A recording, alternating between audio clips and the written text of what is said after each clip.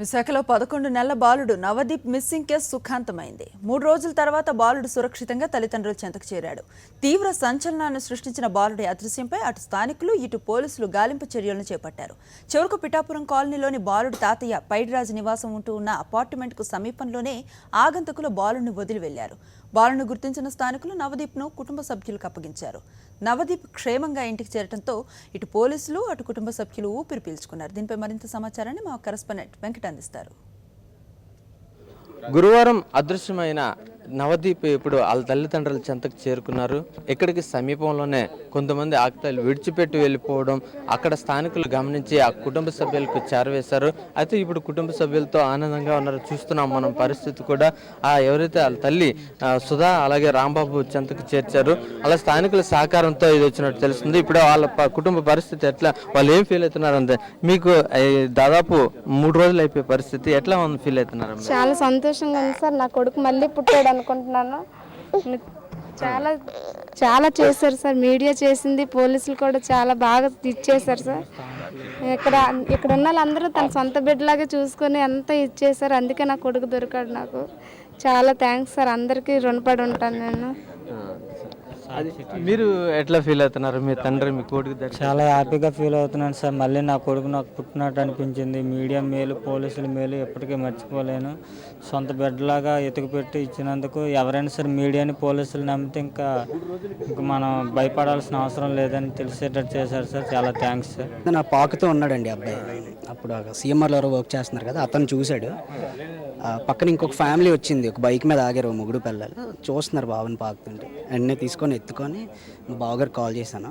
ఇతను సినిమాలో ఉన్నారు, వస్తానన్నారు. ఈలోపు మా మేనేజర్ అయిన అతను కాల్ చేశాను. అతనేమో వెంటనే ఫేస్బుక్లో యాడ్ చూసారనమాట.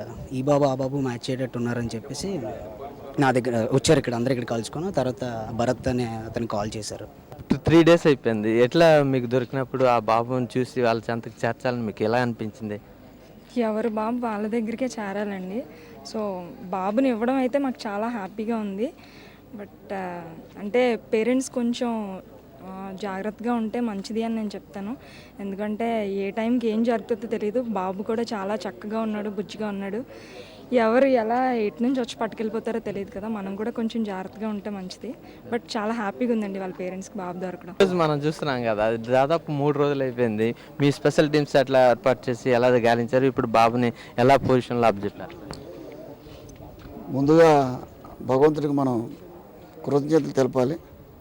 11 నెలల బాలుడు తప్పిపోయి 3 రోజులు అయిన తర్వాత మళ్ళీ క్షేమంగా ఇంటి దగ్గరికి రావటం అనేది అరుదైన సంఘటన. అందుకు మనం భగవంతుడికి కృతజ్ఞతలు తెలుపుకుంటున్నాం. తర్వాత విస్తృతమైన ప్రచారం కల్పించిన మీకు కృతజ్ఞతలు తెలుపుకుంటున్నాం. మేమంటే పబ్లిక్ సర్వెంట్స్. ఎంత విస్తృతమైన గాలింపులు చేసినా అది మా బాధ్యత, మా డ్యూటీ. అది మేము చేయాలి, చేశాము. ఈ గాలింపుల్లో భాగంగా కొంతమందిని అనుమానించడం జరిగింది.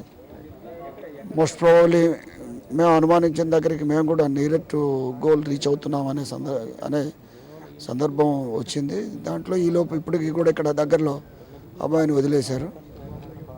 అబ్బాయి దొరికినా సరే ఎలా మిస్ అయ్యాడు, దీని వెనకాల ఎవరున్నారు ఏంటనేది దర్యాప్తు అయితే మాత్రం కొనసాగించడం జరుగుతుంది.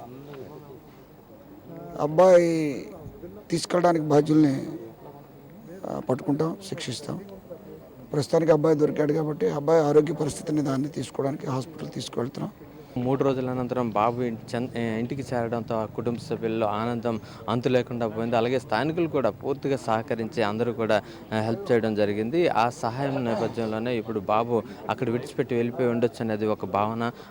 అయినప్పటికీ కూడా పోలీసులు ఇంకా ఇన్వెస్టిగేషన్ దర్యాప్తును ముమ్మరం చేసి దీని వెనుక ఎవరైనా ఉన్నారా అనే కోణంలో కూడా ఆలోచించి పూర్తి స్థాయిలో ఎవరైతే బాధ్యులు ఉన్నారో వాళ్ళని శిక్షిస్తామనేది చెప్తున్నారు.